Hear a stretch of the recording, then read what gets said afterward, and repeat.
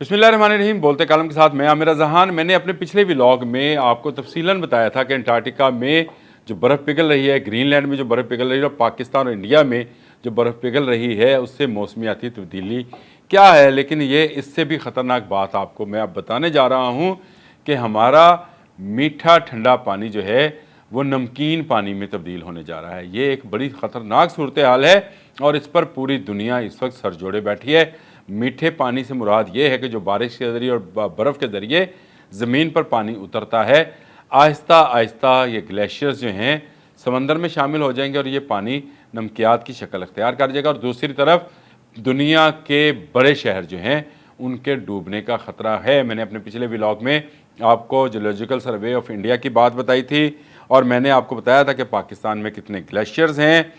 फिर इसके साथ साथ मैंने आपको मुख्तलिफ वेबसाइट्स का भी बताया था।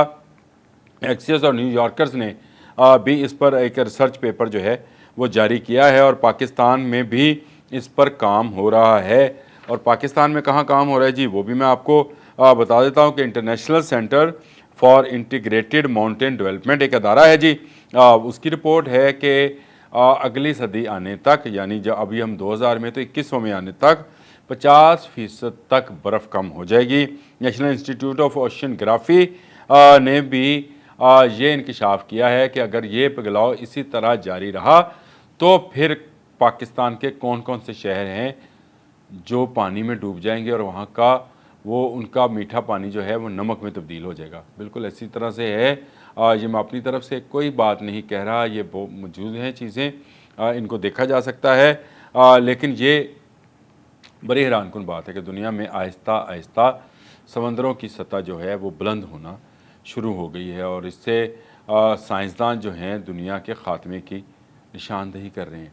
वो कह रहे हैं 2050 से 2060 तक बेशुमार बर्फ़ पानी में बदल कर इसी तरह सैलाबों में बहकर समंदर के अंदर चली जाएगी और समंदर में एक नमकीन पानी के अंदर मज़ीद इजाफा हो जाएगा और ये 50 मीटर तक भी इजाफा हो सकता है, 5 मीटर तक भी इजाफा हो सकता है, सॉरी 50 कह रहा हूँ, 5 मीटर तक भी इजाफा हो सकता है।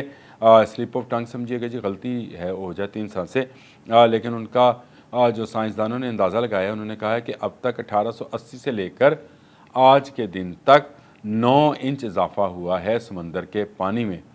लेकिन ऐसा क्या होगा कि अगले आने वाले 20, 25 या 30 सालों में ये इजाफा 5 मीटर तक हो जाएगा और सिर्फ वो मुल्क बचेंगे जो मुल्क समंदर के सामने दीवार खड़ी कर लेंगे। जिस तरह से जापान के मतलब बात कही जा रही है कि जापान ने अपने शहरों को बचाने के लिए समंदर के सामने ऊंची दीवारें जो हैं वो तमीर करना शुरू कर दी हैं और ये दीवारों के पीछे समंदर को रखा है ताकि अगर 5 मीटर तक भी इसमें इजाफा हो तो उनके शहर जो हैं महफूज रहें। साइंटिस्ट ये कहते हैं कि ये कोई काबिल अमल हल तो नहीं है, यानी शहरों को मुमकिन तौर पर बचाया तो नहीं जा सकता, लेकिन पानी कम हो जाएगा। अभी 2060 तक पानी बेशुमार आएगा जिस तरह से अब आया है। अगले साल इससे ज़्यादा बारिशें और इससे ज़्यादा फ्लैश फ्लडिंग होने वाली है। खैबर पख्तूनख्वा, कश्मीर, हमारे यहाँ के पंजाब, सिंध के दरिया जो हैं ज़्यादा बिफरने का ख़तरा है, ज़्यादा बारिश होने का ख़तरा है। 22% कहा जा रहा है कि बारिशें जो हैं वो ज़्यादा होंगी।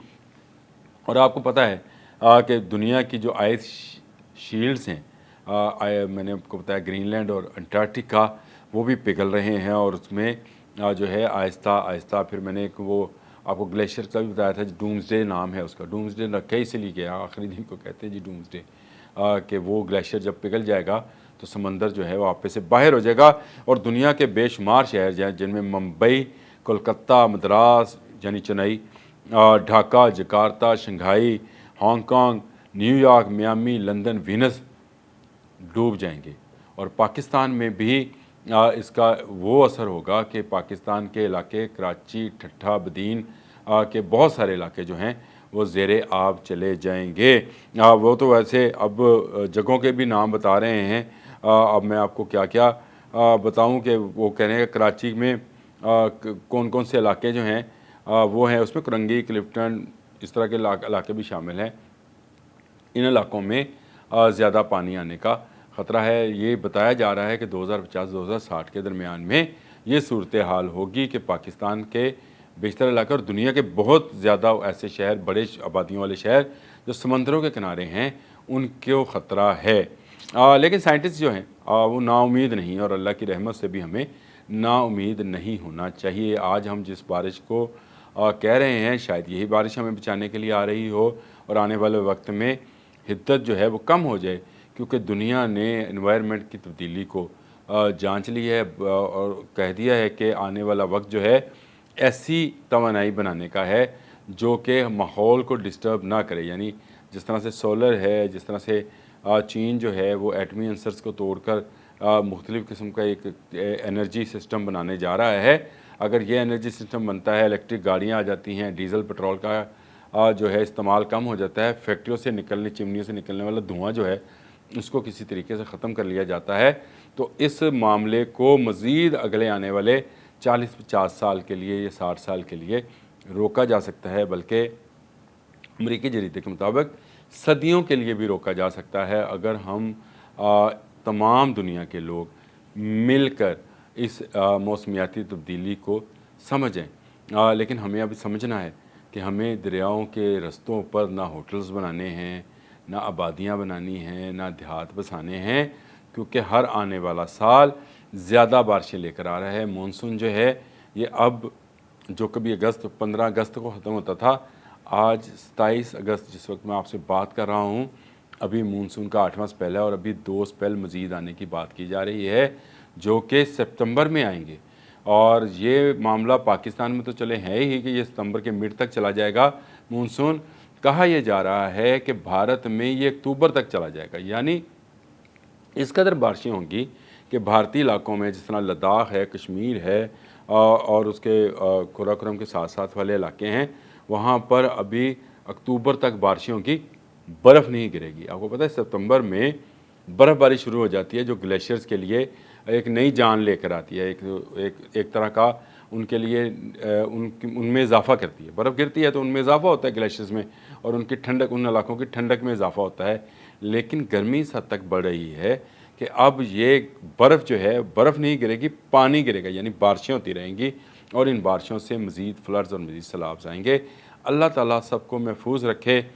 پانی آ گیا ہے، کبھی ہم پانی کی کمی کی بات کرتے ہیں، آج وقت ہے کہ اگر ہم آج سے ڈیم بنانے شروع کریں۔ ویسے کل ایک وفاقی وزیر مصدق ملک صاحب نے یہ بات کہی بھی ہے کہ جیسے ہی یہ مونسون سیزن ختم ہوتا ہے تو ہم اگلے مونسون سیزن کی تیاریوں کو، بچاؤ کی تیاریوں کو شروع کرنے جا رہے ہیں۔ بہت اچھی بات ہے، لیکن سب سے بڑا کام تو یہ ہے کہ بہت سارے ڈیمز جو بننے والے ہیں، پینڈنگ ہیں، جن پر بہت سارے سرویز اور بہت سارا کام پیپر ورک ہو چکا ہے، کالا باغ ڈیم سمیت، ان ڈیمز کو اگر بنا دیا جائے تو یہ جو ابھی ہم کہہ رہے ہیں کہ 7 تربیلا ڈیم جتنا پانی جو ہے ہم بہا چکے ہیں، یہ ہم محفوظ بنا سکتے ہیں اپنے آنے والے وقت کے لیے۔ آنے والا وقت اللہ تعالیٰ سب کے لیے بہتری اور امید بھرا لے کر ہے۔ اب تک کے لیے اتنا ہی۔ اللہ حافظ۔